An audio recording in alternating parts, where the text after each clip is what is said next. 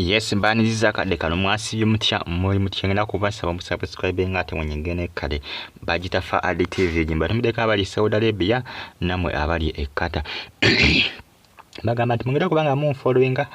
updates mbanazo eziba zitambula kwetire gwanga Uganda bagamba nti ye boyfriend wa Brenda Miles era nti no yabadamu kwasaganya wali Dubai musajja huyo mama aliko obunyama mama abade eripakaneke akana kaza katunu wakati omusajja nonga akiripa kondozo mulingira before and after ndozo ningira nti njawulo weri ndoza mulaba enjawulo nti weri before and after umame oli gwenengede mu kifaananyi abaye bamutambuza ku social media bagamba nti yabadde boyfriend wa Brenda Miles era nti yasigade Dubai. Brenda Miles yavudde Dubai mbiranga eganye boyfriend naye yamusuddewo ndoza ngalaba tata kyamufunamu kugamba nga mu kusooka boyfriend yamugambye munange nti dewa mu Uganda boyfriend bagamba nti munansi wa gwanga lya Nigeria. Information etambula bwete weraga waliwo abatambuze kifaananyi ekyo abakakasa nti ye boyfriend wa Brenda Miles bwetegeza mawulire agatrending omusajja aliko obunyama baba aliko obunyama basinga bagamba nti yabadda nti yakozeza Brenda Miles n'okuba nti yakozebwa nti ogusajja gunene nnyo nti ogusajja gunene nti gubadde gumukozesa n'akabina ne kaggwako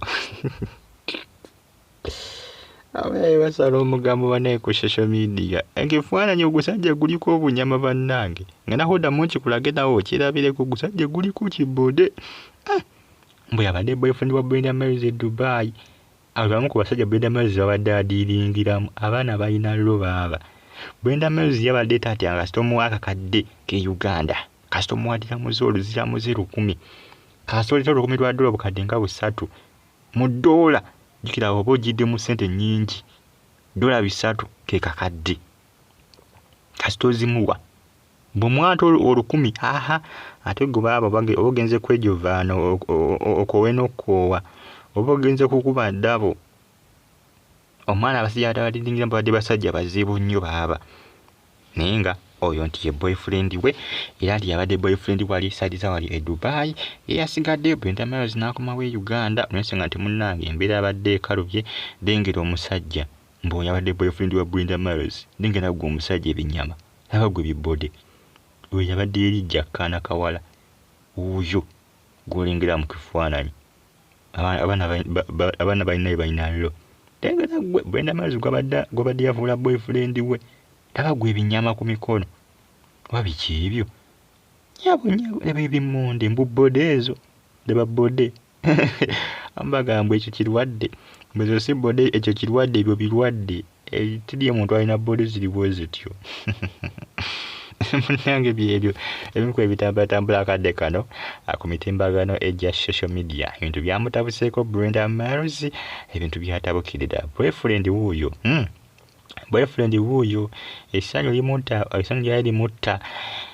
Brenda Miles nga bakyali bonna bone kadi bayawukanye ebifaananyi byatandise okubanga abitrendinga ku mitimbagano ejja social media fa additive musikale nga mumfollowinga Brenda Miles mukazi watu boyfriend yamulese boyfriend yamusula ndoza bambi ngalaba embeera yetabuse nga takyamufunamu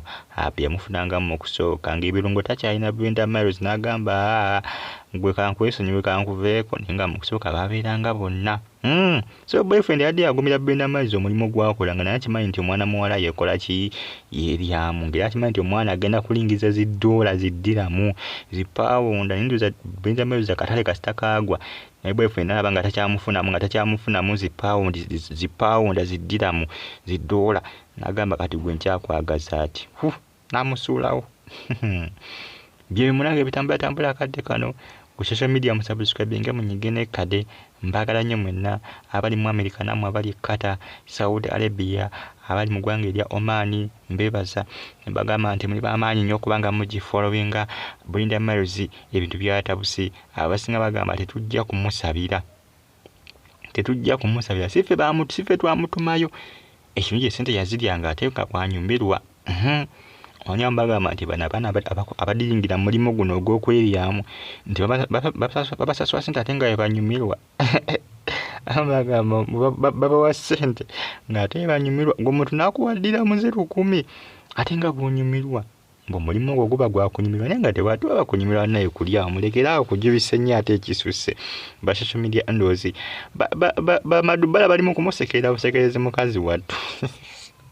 Madubbala bali mu kumusekerera busekerezi bali mu kudaala Madubbala ali mu kudaala so Madubbala agamba nti Brenda Mbazi yamusangako konti nga yagala kola ki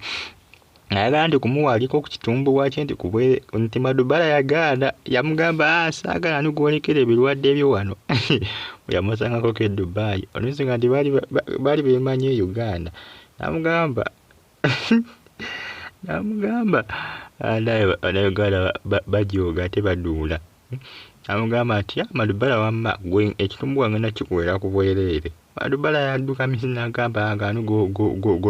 golekera ebiwuka byo twaliza muli mukazi otasaawa zino buli omu yafuuse kisekererwa eyo yensi mbeera mbitu byodiringamu naye nga manyisa n'ogenda afuuka kisekererwa kasaazo Brenda Mbazi yafuuse kisekererwa buli mwamulabanga kintu tekitategerekeka eyo yensi mwetuwangaalira musubscribinge munyige kale bagita Faali TV jimpagala nnyo mwene mbebaza bagamba nti muli bamaanyi nnyo kubanga munfollowinga naye kugamba nti comment section weeri awo bakapuntira mu comment section tusigane nga ogifollowinga mwabali ekkata ne Saudi Arabia mbatumeddeko nembebaza nimbagamba nti muli bamaanyi boyfriend munnanga akanyama kiiku omukwano gwaliwo ne boyfriend kasaategere nti Brenda Mbazi takyafuna zipawunda na ziddiramu naye namwekyangirako mukazi wattu n'akomawo e Uganda kivula akomyewo Uganda Brenda Mbazi boyfriend luza naye akola gwa kupika bunyama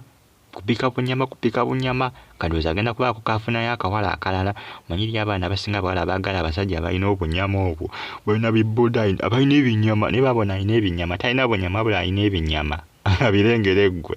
mwe Brenda Mbazi gwabadde asula naye mbuuliri kikambwe kino abaana balina lo lengera ggwe omusajja gwadde asula naye